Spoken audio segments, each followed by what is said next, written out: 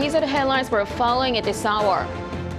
South Korea, the U.S. and Japan will launch a real-time data sharing scheme on North Korea's missiles. This was agreed as U.S. Defense Secretary Lloyd Austin is visiting Seoul for annual security talks today. Meeting Austin, President Yoon called for Seoul and Washington's readiness against any Hamas-like attacks by North Korea. Tensions rise in Gaza as Hamas suspends hostage talks over Israel's attacks near the Al-Shifa hospital. Hundreds of patients are suffering amid a lack of fuel. To stabilize rising food prices, South Korean authorities will start an intense monitoring of 28 key items, including bread and milk. Good afternoon. Tensions rise in Gaza as Hamas suspends hostage talks over Israel's attacks near the Al-Shifa hospital. Hundreds of patients are suffering amid a lack of fuel. Shin Se-byuk has the latest. Hamas said on Sunday it would suspend hostage negotiations over Israeli military operations close to the site of the Al-Shifa hospital in Gaza. We hold responsible for the hospital massacre anyone who is silent or fails to act to stop it, prevent it, or criminalize the occupation, and hold their leaders accountable before the courts for international crimes. Intense clashes have continued near Al-Shifa Hospital, the largest medical facility in Gaza, as Israel has accused Hamas of using the hospital as a cover for a command center.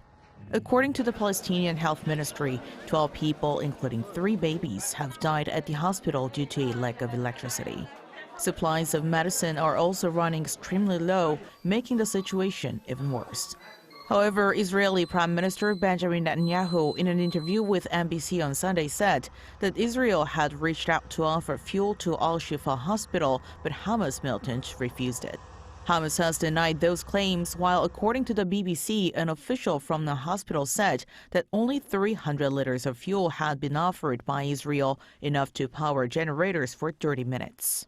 In the same interview, Netanyahu said there could be a deal made for the some 200 hostages taken by Hamas. This came amid reports of a proposal to exchange some 80 women and children being held for Palestinian in prison in Israel. Netanyahu said military pressure on Hamas would increase the chance of hostages being released, but did not provide concrete details regarding the matter. Meanwhile, Netanyahu on Sunday once again reiterated his stance on having security responsibility for the Gaza Strip for an indefinite period, even after the war ends. We want security control of Gaza, with the ability to enter whenever we want to eliminate the terrorists who can infiltrate the state of Israel. Netanyahu has made similar comments regarding Israel's security responsibility for the Gaza Strip in the past.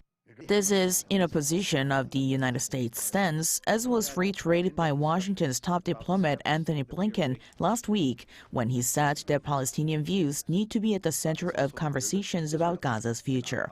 In response to Netanyahu's recent comment, according to Israel's public broadcaster Kan on Sunday, the United States reportedly asked for clarification. Shin Se-byuk, Arirang News. Meanwhile, parts of Western Europe are seeing protests over the Israel-Hamas war. This past weekend saw major rallies in Paris against anti-Semitism and in London calling for a ceasefire in Gaza. Yoon reports. In Paris on Sunday, more than 100,000 people marched the streets against anti-Semitism. The protest was called for by French lawmakers in the wake of a recent surge in anti-Semitic incidents in France since the October 7th Hamas attack on Israel. French Senate Speaker Gerard Larcher highlighted that the march signifies a total fight against anti-Semitism, which is the opposite of the values of the French Republic. Prime Minister Elisabeth Borne and former Presidents François Hollande and Nicolas Sarkozy were among those heading the march. But also present at the march were right-wing politicians, including the presidential candidate for the National Rally Party, Marine Le Pen. President Emmanuel Macron did not attend the march on Sunday, but on the eve of the march said a France where Jewish citizens are afraid is not France. Macron also condemned the confusion surrounding the rally and said instead of a united republic against anti-Semitism, the event was being exploited by some politicians for their own ends. Meanwhile, in London, hundreds of thousands of people marched on Saturday calling for a ceasefire in Gaza. London's Metropolitan Police put the number of protesters at over 300,000, while organizers say it could also have been one of the largest protests in British political history, suggesting some 800,000 people to have taken part in the march. The police reported no issues with the protest as the people marched peacefully through the city. There were, however, a few incidents of violence from far-right counter-protesters who were arrested. Saturday's march in London coincided with Armistice Day. More countries across Europe have also seen such marches. In Brussels on Saturday, about 21,000 people took part in a pro-Palestinian rally, while an estimated 10,000 people marched in the German capital in solidarity with the Palestinian people on Sunday. Ian Jin, Arirang News. South Korea, the U.S. and Japan will launch a real-time data sharing system on North Korea's missiles starting next month. This comes about a year after an agreement by the three countries' leaders. Bae-eun-ji has more. Defense chiefs of South Korea, the U.S., and Japan held talks at Seoul's Defense Ministry on Sunday and agreed to start operating a real-time data sharing scheme on North Korean missiles by the end of December. South Korea's Defense Minister Shin Won-sik sat down on Sunday with U.S. Secretary of State Lloyd Austin, who arrived in Seoul the day before. Japanese Minister of Defense Minoru Kihara joined the meeting online. During the meeting, they confirmed that their plans to exchange missile warning data are in the final stages of testing. The warning data includes the missile's launch point, speed, flight trajectory, and expected point of impact. The three countries have been working on the scheme for about a year after their leaders agreed to share this kind of information during the summit in Cambodia last November to improve each country's ability to detect missiles from North Korea. The three officials also agreed to conduct trilateral military exercises more systematically and efficiently starting next year. They look to finalize plans for such military drills by the end of this year. Separately, military leaders of South Korea and the U.S. also met in Seoul and shared the importance of developing a strong mutual defense relationship. Seoul's defense ministry said Chairman of South Korea's Joint Chiefs of Staff, General Kim Seung-yeom, met with his American counterpart, General Charles Q. Brown, on Sunday, where they reaffirmed their commitment to maintaining a combined defense posture under the Mutual Defense Treaty, as the two countries marked the 70th anniversary of their alliance this year. Bae-eun-ji, Arirang News. President Yoon made a request to U.S. Defense Secretary Lloyd Austin for strong readiness by Seoul-Washington alliance against the possibility of a surprise attack from North Korea that resembles Hamas's October 7th attack on Israel. The president was speaking on Sunday at a dinner for U.S. officials in Seoul for the Security Consultative meeting. He added the conflict in the Middle East and the war in Ukraine is directly and indirectly linked to North Korea. He also touted the progress made since the nuclear consultative group kicked off with the sharing of information and other cooperation efforts between the two countries. Austin responded that making the alliance stronger than ever is on President Biden's agenda, along with strengthening extended deterrence. And the annual Security Consultative meeting between Seoul and Washington's defense chiefs kicked off today in Seoul. Talks between South Korea's Defense Minister Shin Won-sik and his U.S. counterpart Lloyd Austin are focused on bolstering Washington's extended deterrence against North Korea's evolving provocations. Also highly likely to be part of the discussions is security cooperation between South Korea, the U.S., and Japan, as well as the transfer of wartime operational control from Washington to Seoul. South Korea's defense ministry is also expected to have given reasons for the suspension of the September 19th military agreement between Seoul and Pyongyang.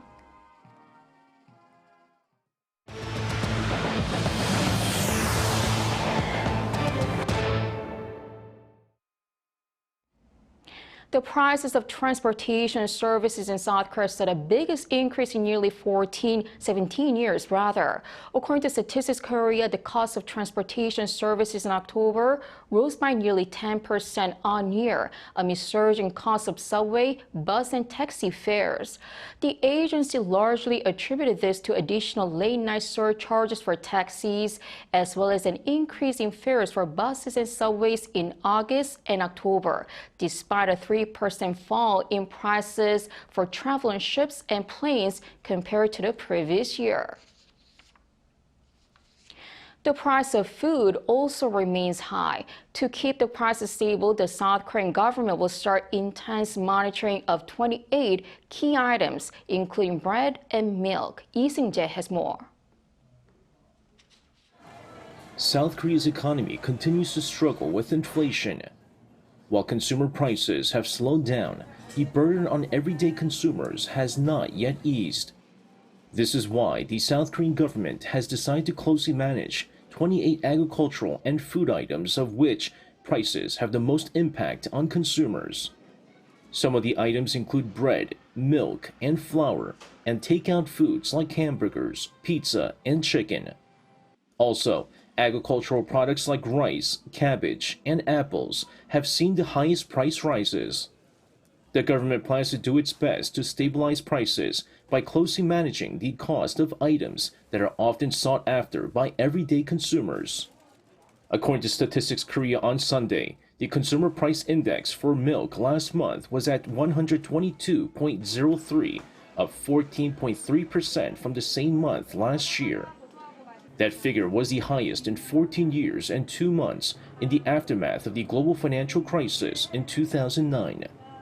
Additionally, sugar rose by 17.4%, ice cream by 15.2%, and coffee by 11.3%. However, compared to 2 years ago, prices of the aforementioned goods have risen 34.5%, 23.8%, and 23% respectively. The price of bread also rose by 5.5% compared to October 2022, but the increase is 21.6% compared to 2 years ago. While the price of cooking oil rose by just 3.6% on year, it's nearly 48% higher than 2 years ago. The Ministry of Agriculture, Food and Rural Affairs forecasts that the prices of the 28 items are not likely to rise any further before the end of the year, but may vary depending on variables like rising global oil prices due to the armed conflict in the Middle East. With such uncertainty still lingering, the Agricultural Ministry plans to check prices daily and communicate with related product producers and consumer groups to make sure the prices stabilize going into the winter months. Lee Seung-jae, Arirang News. For the first time in 54 years, the Beatles have a #1 single in the UK chart with what is being called their last ever single, Now and Then. According to the official charts company on Friday, the Fab 4 claimed the top spot just 8 days after the song's release. Now and Then was originally recorded by John Lennon at home in 1977.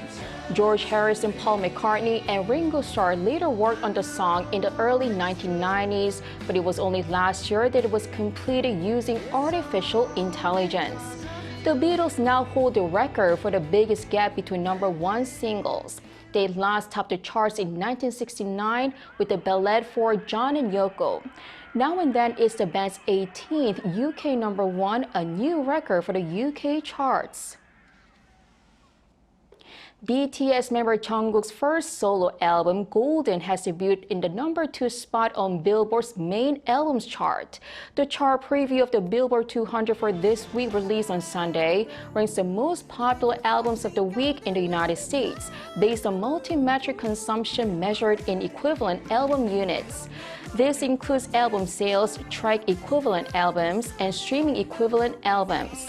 According to Billboard's top album sales chart, Golden was the week's top seller in the U.S. in terms of physical and digital album sales, setting a new record for a solo K-pop artist. In the world of K-pop, we're now used to seeing K-pop groups with members who aren't Korean. But what about other groups that mirror the K-pop style? This trend is being called K-pop 4.0. Our culture correspondent Sung Yoo-jin spoke with one such girl group. Hi, we are StarBe. Get ready! 안녕하세요. 저희는 인도네시아에서 온 girl 그룹입니다. StarBe made their debut 4 years ago. However, they came to Korea this August as trainees.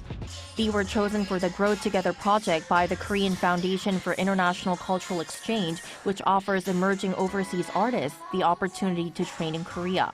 Over the last 4 months, these girls underwent the rigorous training that K-pop trainees go through with hours of vocal lessons and dance classes every day. In Korea, usually they have like a longer time session for the training, and they gave us a lot of time to practice by ourselves. In Indonesia, we always practice with the teacher, so like it's like a different method where Korea makes you like grow and learn from yourself, and it like. StarBe represents the new era in K-pop, dubbed as K-pop 4.0. The initial era involved tailoring Korean artists to match the trends in other countries, such as BoA's success in Japan during the early 2000s. This transitioned into the second stage, integrating non-Korean members into K-pop groups, followed by the third stage, featuring groups entirely comprised of non-Korean members. Now, K-pop is exporting its training system. The K-pop nurturing system has reached a significant milestone. Entertainment companies have implemented this system for K-pop groups, and witnessing their global success has sparked a growing interest in extending this system internationally. According to Park Chang-woo, the head of the management agency that trains StarBe, this model is pivotal for K-pop's sustained global influence. Adapting K-pop to suit each country and spreading its training and management system can open up new opportunities for the K-pop industry. Overseas fans will feel a stronger sense of familiarity with the artists too. Having finished their months-long training, StarBe is now going back to Indonesia. Drawing from their experiences in Korea, this is their vision. We are trying to follow the trend that's happening now, that people like the Korean K-pop groups that have a very unique genre and a very unique concept in itself. But we try to mix it up with our own nationally like Indonesian trends and also Indonesian costume like we wore today. K-pop's fusion with diverse cultures is one way that could ensure its enduring impact on the global stage. 송유진, 아리랑 뉴스.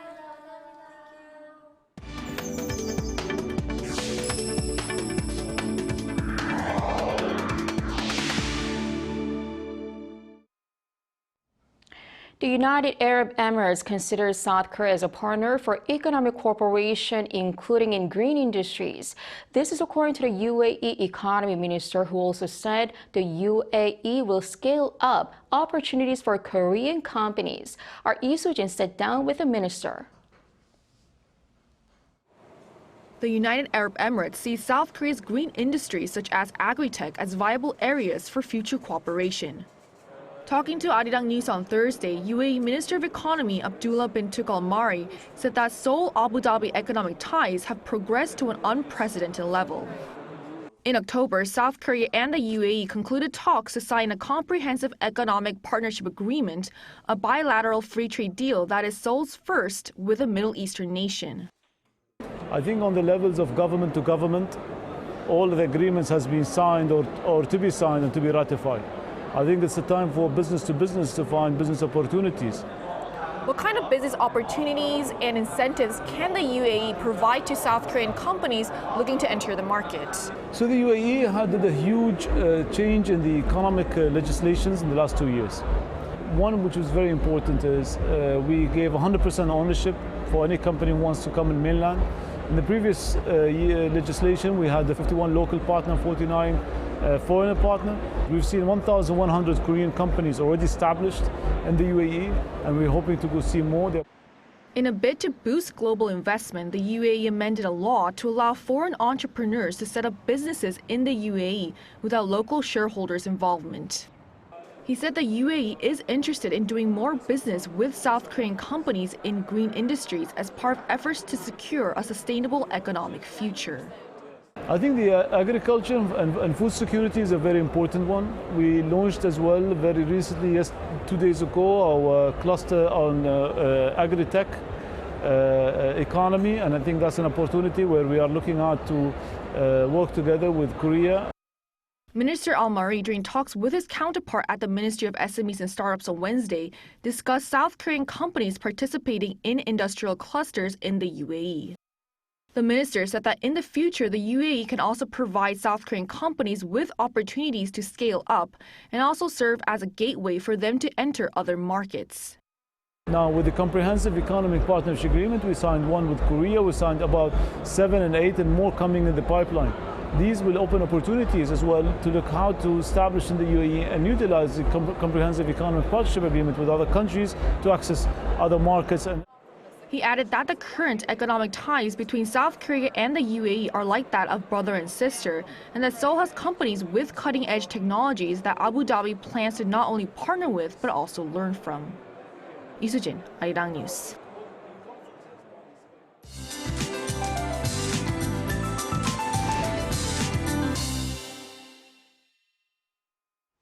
Good afternoon. It's too cold to be mid-November. I mean, it feels like just a week ago we talked about autumn leaves changing into golden colors, and now we are shivering in freezing temperatures.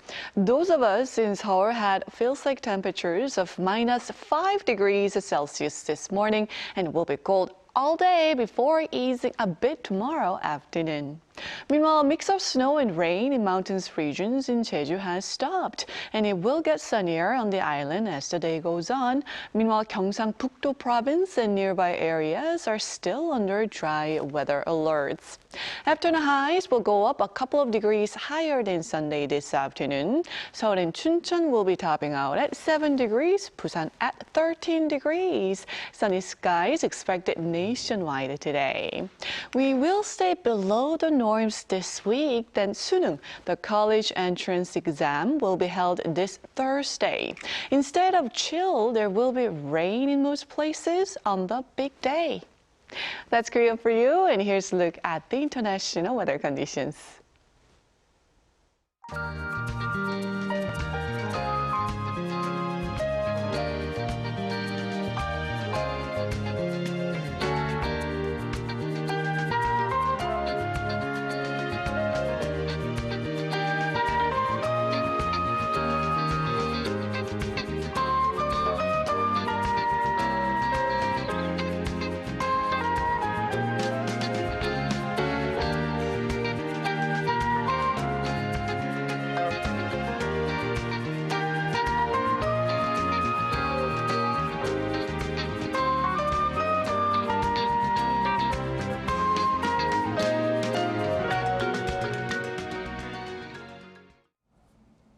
If you're a South Korean and are applying for a new passport, now your only option is the new Navy passport.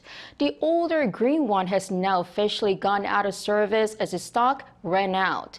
Back in 2020, the country changed the passport design for the first time in 32 years. Well, green is a color that doesn't stand out, which helped prevent it from getting stolen. But there were calls for a change because the color is widely used for the passports of Islamic countries.